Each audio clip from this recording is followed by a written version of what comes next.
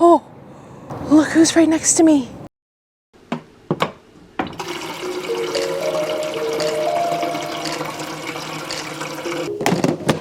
Well, we are a couple weeks into January now.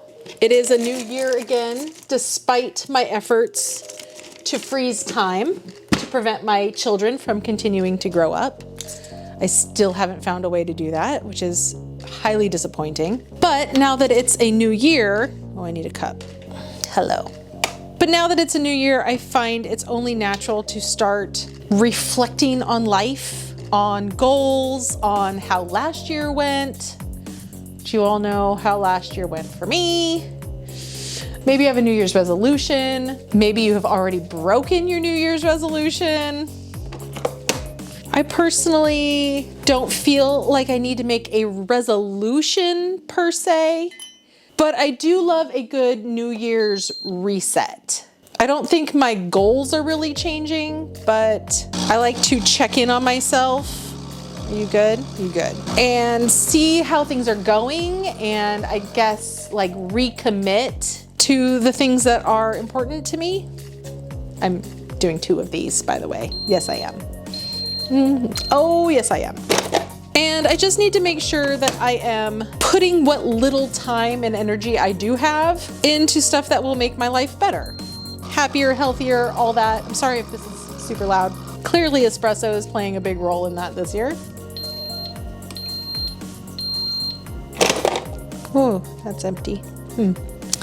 Okay, milk. Don't worry, I still need to declutter more of my apartment, but wow, that's empty too. Clearly I need to buy dairy products. But as it gets more organized and with less stuff everywhere, it's way easier to manage, and I actually have time for me, which is amazing, to do whatever I want, to declutter the rest of my life and do things I love, like read. I'm learning a new language. I'm actually learning 2 new languages. And yes, even exercise. You may not know this. In fact, I'm sure the vast majority of you don't know this, but this channel, hilariously, began as a fitness channel.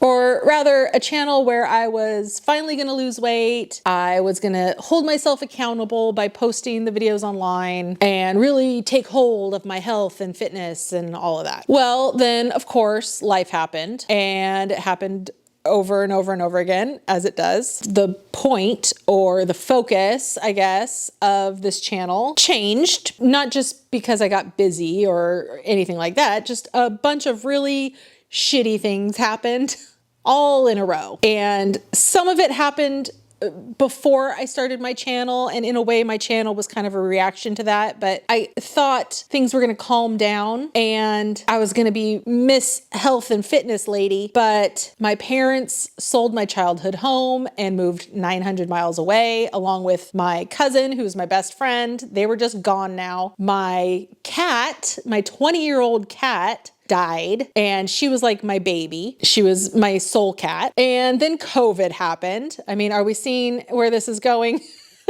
So it felt like the world was coming to an end. We all felt that way. I had skin cancer twice, requiring reconstructive surgery on my face. That was not an easy time. Then my grandma died, worst of all, by far, worst thing I could imagine happening. Then my other cat died. I mean, it was just one horrible thing after another after another. And how can you keep up with any new routine or new big life change when all of that was happening? Not to mention, in addition to all that, my kids were really little. My parents moved away when Brody was 1. He had just turned 1. So I was deep in the throes of arguably the most difficult time in motherhood, at least the most physically exhausting time of motherhood. I had a 3-year-old and a 1-year-old when all of that mess of shit started. So incidentally, this is also the time period when stuff started piling up around my house. The mess, the clutter, just stuff everywhere. Toys, like you're in the peak existence levels of toy clutter at that age. All that clutter that you've seen me declutter over the last couple years, it didn't just come out of nowhere. It was a slow burn. And if I really think back, that's around the time that it all started. It's also the time that I started my reselling business. I tend to be somebody who jumps in really hard to a bunch of big projects and nonsense when I'm grieving. And I am learning that about myself. There's nothing like starting a new business and 2 YouTube channels right when you just lost your support system and you're massively grieving in a pandemic. The timing was impeccable for me, really. I was just completely in survival mode. There was 0 energy or time for tidying up. Honestly, there was way too much retail therapy happening, and our home reflected that. So losing weight, or whatever the goal of this channel was, just lost focus because I myself didn't have any focus anymore either. I think really up until last year, and at certain points, including last year, definitely, I've just been surviving rather than taking an active role in making my life good, if that makes any sense. Lots of good stuff still happened. It's just life. There's good, there's bad. You take the good, you take the bad, and something, then you have facts of life. I don't know that song. I never watched that show. But you get what I'm saying. I wanted to make a change really badly back then when I started YouTube, but only because I felt really bad about myself. I hated my body. I had just had kids and I was just sad. I was so just sad for so long. And all this sad stuff was happening. I was dealing with little kids and my life just felt completely out of control. And it was out of control. So maybe now that things are a little calmer, my kids are a little older, I've had some time to grieve some of the terrible things that had happened. I feel like I just want to be living my life a little more intentionally, I guess. I'm not ever gonna say that I'm truly like taking control of my life or any of those things that you hear people say, because do we really ever have complete control of our life? I would argue no. Stuff is going to happen that you have absolutely no control over. And all you can do is get to a better place where your reactions to those things are maybe a little bit healthier, rather than making my life as busy as it possibly can and hoarding my entire apartment. From now on, the stuff I can control, the choices that I make in reaction to the bad things that happen, inevitably there will be bad things that continue to happen in life. I just want my reactions and choices to be a little more focused and intentional, and to take more time to do things that make me happy. Being outside makes me happy. It's perhaps the single simplest and most effective way I have found to uplift my mood. Sunshine makes me happy. Of course, then you might end up with skin cancer like I did, and that's something I don't want to have happen again, so taking proper sun protection precautions is obviously important. But other than that, being outside is amazing.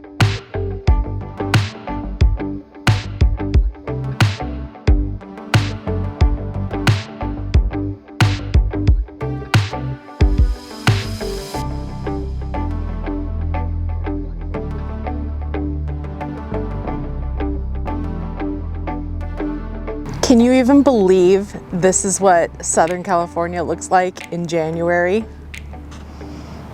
Look at all the wildflowers. I'm not trying to brag or anything, but the weather is perfect. I think it's like 75 degrees right now. Okay, obviously I am trying to brag. But you continuously see California cities in those lists and polls of the places where people are the happiest. I swear, I think that's mostly because of the weather. We can spend more days per year outside in comfortable temperatures, getting vitamin D, not getting eaten alive by bugs than a lot of other places in the country. And that matters. Oh, look who's right next to me. Hello, baby. You guys aren't even getting the full view here, how close this is to me right now. Hello, sweetheart. I'm so sorry to disturb you. Okay, maybe it's not just the good weather. Maybe it's that we just are so engulfed in nature. I love you. Goodbye. But really, being able to spend so many days outside in nature, in beautiful weather, it really does make a difference. It really does matter. And I'm not trying to just make this sound like a California residency recruitment ad. I know people want different things, and different things are important to people, and there's a lot of beautiful, great places to live. But for me, this is it. I just feel so fortunate to be able to live here. No joke, sometimes when I look around at how beautiful it is, it just brings tears to my eyes.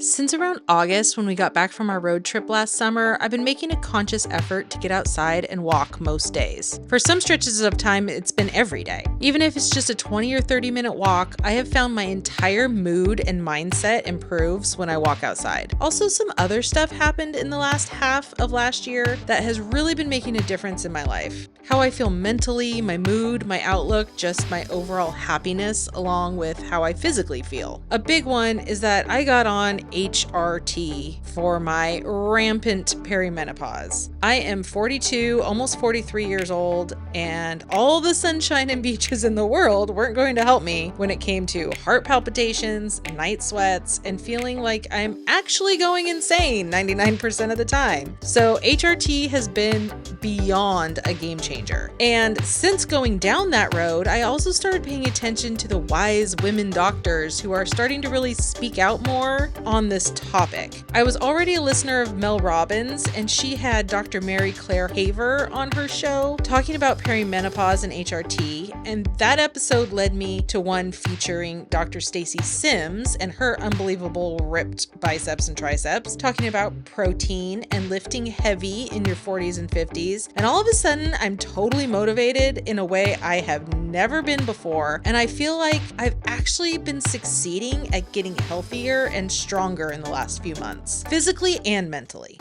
I also read Atomic Habits, and I know this is basically a self-help Bible with a cult-like following among Fortune 500 bros and tech bros and side hustle bros and gym bros and basically every kind of bro. But I got a lot out of this book as well, especially the part about your identity being this unmovable, unchanging thing. The narrative I've always told myself and have heard from others, which reiterated what I was already thinking in my own head, is that I'm not athletic. I am not, nor could I ever be, an athlete. I've never been built that way. I have short, dense muscles. I'm heavy. I have big thighs, legs like tree trunks, a considerable amount of stored fat, arms that only come from centuries of ancestors who plowed fields and harvested with their bare hands and had to survive long, cold winters and probably famine. These are survivors' arms, okay? The biggest thing I got out of reading Atomic Habits was the part about changing the beliefs you have about yourself. Because I realized I've been telling myself a lie. Whenever I do a physical challenge, which is something I've been pushing myself to do in my adulthood, I do very well at it. Also, I used to be an exceptional swimmer and downhill skier as a kid. I had literally no idea how to dribble a basketball or how the game of soccer was played, but I was skiing black diamond runs before I was even a teenager. Somehow this didn't convert to the hand-eye coordination necessary for team sports in PE in school, and since I wasn't ever on a team and never watched any kind of pro team sports, I had no idea the rules or how to play anything. I was overweight and sluggish. I've never been able to run in my entire life, so kids made fun of me, and I was embarrassed in my own skin every second of every day. But looking back on things now, I was strong as an ox, and I could have been more of an athlete if I had just been shown how strong I was or encouraged in some way. I was taught how to ski, and I loved it. That's a difficult sport, and I could have skied circles around most of the kids in my PE class. But since I couldn't do a chin-up or run more than a few paces without having an asthma attack, my peers in school underestimated me. The whole picked last for the team in PE cliche was 100% 100% my life. And the truth is, because so much of your youth is peer-reviewed at that age, I underestimated myself. I never considered blurting out, "But I'm a great swimmer," or "I skied from the top of Mammoth Mountain this winter," during the President Physical Fitness test, while my militant lesbian PE teacher screamed at me for being fat and not being able to reach the right number on that blue stretching box thing. Do you remember that? Oh, even thinking about that makes me start to get sweaty and panicky.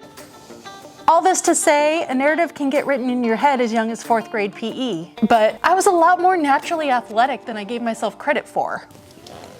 It's taken me 30 plus years to finally tap into that potential, but more importantly, to truly feel it. I think I'm actually athletic now. I always have been, I just wasn't giving myself a fair opportunity. So really, this is me rewriting the narrative of my entire identity. Ooh!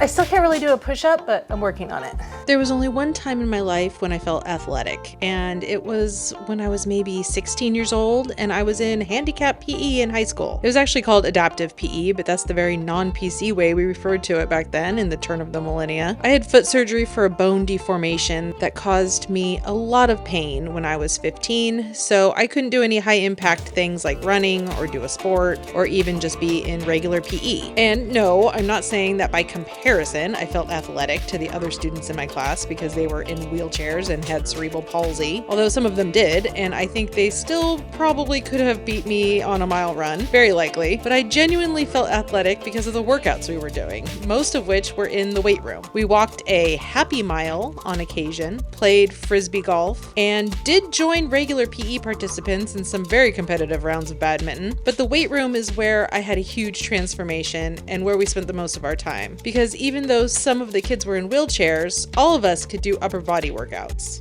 Everyone in that class had a limitation of some sort, but instead of focusing on what we couldn't do, our teacher made it all about, okay, well, what can you do? Not gonna cry. Shout out to Mr. Pasco, the best PE teacher in the world. He was so good. So all of us were getting stronger and had an absolute awesome, wonderful time in that class. It was the best PE experience of my life. It was the first time in my life I actually enjoyed PE. No. I had no idea. Hey, got it. I had no idea lifting weights could feel so good. And I was amazed at how strong I actually was. My body was changing and transforming too, and I just really liked how everything was going. Ooh, I got another one. But of course, at that age in high school, in the whole era of Kate Moss, heroin chic, late 1990s thing that was going on then, I still thought I was fat and ugly and had terrible self-esteem. Being a physically strong woman was not something we aspired to back then. And in some ways, I still think that's true beauty-wise. There's still a lot of negativity around women who lift weights, especially being afraid of getting bulky and all that. But I think things are definitely changing. Got another one. There's a shift happening, and maybe it's just that my highly curated social media algorithm is working wonders for me and only showing me those things. Or maybe it's just that now I'm in my 40s and my don't give a fuckness is pumping on all cylinders. Look at me go. But I feel like the world is becoming more accepting and even revering strong, muscular women. That just seems to be what's happening right now. Or maybe that's just what's happening in our house because Blake keeps asking me to flex and it's getting us both very excited. I'm pausing my thought here to show gratuitous images of Alona Mar because, first of all, she's hot AF. And second of all, even though she's 13 years younger than me, she is one of my role models. I think she's absolutely amazing and embodies everything I'm talking about right now. And you may be thinking, well, Jamie, you've been doing this since August. How come you don't look like Alona Mar yet? Well, it's because the holidays were definitely a backslide, like they usually are for a lot of people. And it's not like I'm ever really going to look like Alona Mar. But I also kind of don't care. I feel very comfortable gaining 5 pounds at the holidays and knowing in the long run it's not gonna matter. I enjoyed myself and I drank hot cocoa with my kids and had an ungodly amount of espresso from our new Nespresso maker. It was absolutely glorious and I wouldn't change a thing.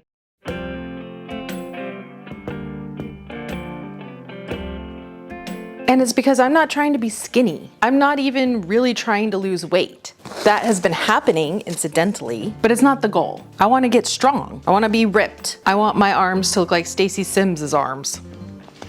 Okay, well, that's probably never gonna happen. But I want to get as close to that as my body can without doing steroids or something. Not to say that I think Stacy Sims is doing steroids. That's not what I'm saying, not at all. She's just amazing, and I don't know if I will quite get to that state, but hey, who knows? Maybe someday. Something I've been thinking about a lot lately, and I've heard other creators talk about this too, is how automatic it is for us as a society to comment on women's bodies, especially weight. Weight loss in particular is still treated like the ultimate compliment. Like it always means someone is healthier, happier, or doing better. And that just isn't true. People lose weight for so many reasons that have nothing to do with being healthy, like stress, grief, illness, surgery, burnout. I've personally lost weight during some of the hardest periods of my life. Times when I wasn't sleeping, wasn't eating properly, my hair was falling out, I wasn't taking care of myself at all. So when weight loss is automatically praised, it can feel really complicated because smaller doesn't always mean better, and it definitely doesn't always mean you're okay. I want to be really clear. I don't think people mean any harm when they say stuff like that. Most people are genuinely trying to be kind. And when you are working on your fitness and your health, it does feel good for it to get noticed. I'm not immune to that or anything. But I also think those comments reveal something a little deeper about what we've been taught, that being smaller is always better as women. That thinness equals success, that if your body takes up less space, you're somehow winning. And that belief didn't come out of nowhere. It was taught to us. Nothing tastes as good as skinny feels. Do you remember that?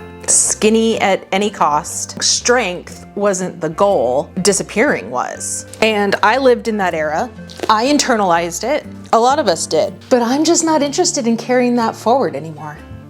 The thing is, bodies fluctuate. Mine does, probably like yours does too. From hour to hour, day to day, week to week, my size and shape can change just from normal things. Hormones, how much I ate, how much water I'm holding, inflammation, or even just being sore from a workout. Some days I look very bloated. Some days more toned. Some days my arms are pumped from lifting weights. None of it is better or worse. It's just normal human biology. And that's exactly why I wish we'd stop commenting on women's bodies online, because there's so much we don't see and it changes constantly anyway. So all this long-winded crap to say, my point of this entire video is that I'm really in my health and fitness era right now, and I'm so unbelievably happy. My goals are not weight loss, not a number on a scale, not being a certain size, fitting into some dress, or even looking a certain way. My goals are living a longer, healthier life, being stronger, being able to get up out of a chair with ease when I'm 90, mobility, flexibility, and most of all, just feeling physically comfortable in my body, not feeling bloated and puffy and sick when I eat or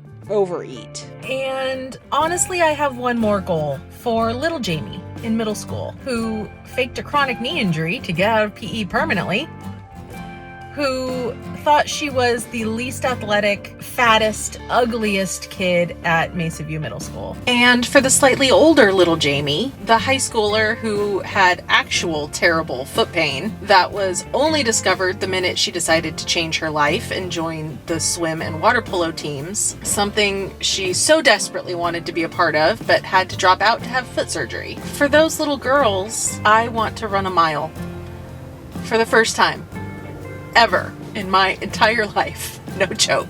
I want to run a mile without stopping. Even if I'm running slower than some people would be able to walk it. I want to be running the length of 1 mile at least one time in my life to prove to those little girls and to myself that I can do it. It's going to be slow. My feet still give me trouble. My knees ache on occasion.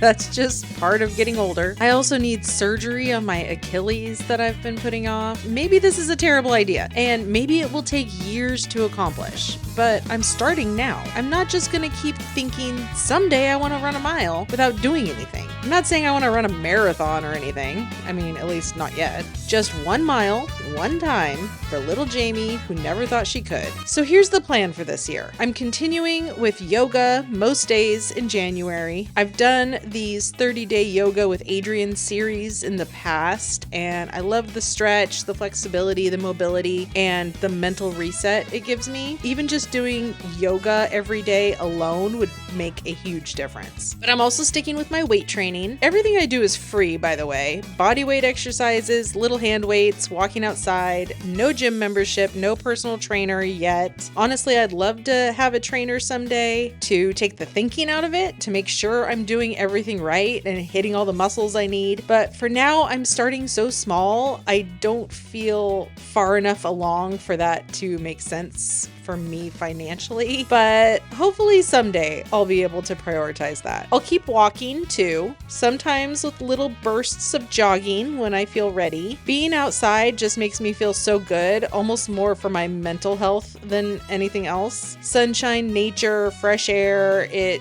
rejuvenates me and makes me happier literally all day long. And the goal isn't weight loss or a number on the scale, it's strength, flexibility, mobility, feeling physically comfortable in my body. One of the coolest things I've noticed is that I don't notice myself moving anymore. I can bend, lift, climb stairs, squat, all the little daily things, and it's only when I stop for a second that I realize, wow, this is actually working. I'm getting stronger, more in shape, and day-to-day tasks are starting to feel effortless. This is my health and fitness era. Total body wellness, intentional movement, and making time for myself. That's the plan, and I'm sticking to it.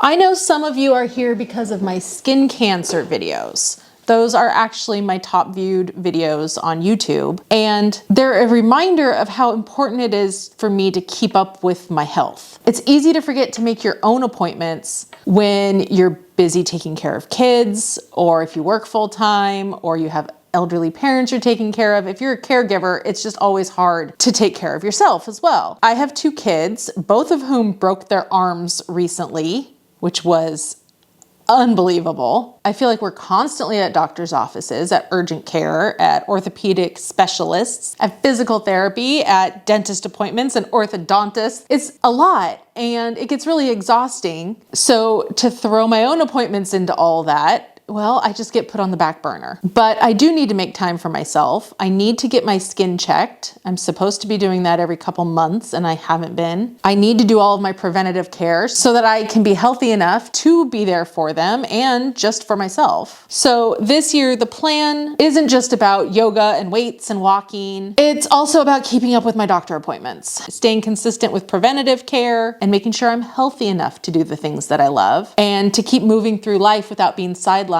by some big major medical problem. So I know this isn't decluttering content. It's not what you've grown to watch on my channel over the last 2 years. It actually feels a little like going back to my roots when my channel was just me, self-indulgent, unpolished, and frankly, no one really watched. So it's a little scary thinking, if I start posting videos of me walking outside, what if nobody watches? What if I lose subscribers? But honestly, this is just my life, and I want to share more of it with you. Don't get me wrong, I'm not done decluttering. We've all seen The Office of Doom, and the garage is a perpetual disaster. But now things actually are a lot better. And with the chaos in my home more under control, I finally have time for other things. To go on a walk, read a book, sip tea, and just stare out into space.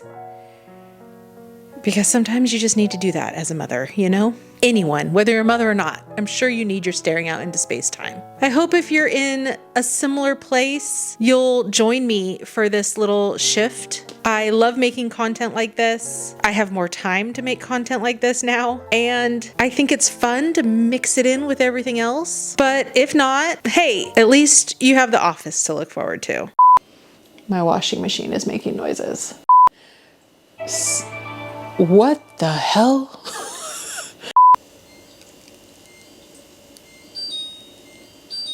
There's so many different things beeping right now.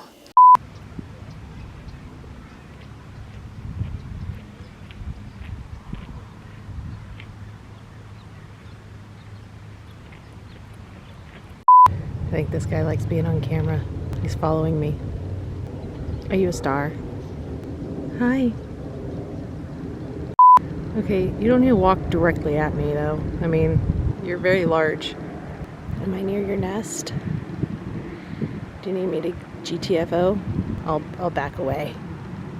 Yeah, you're good. Okay. Yep. I get it. Can I go by now? We good? Do you have any idea how much I love you?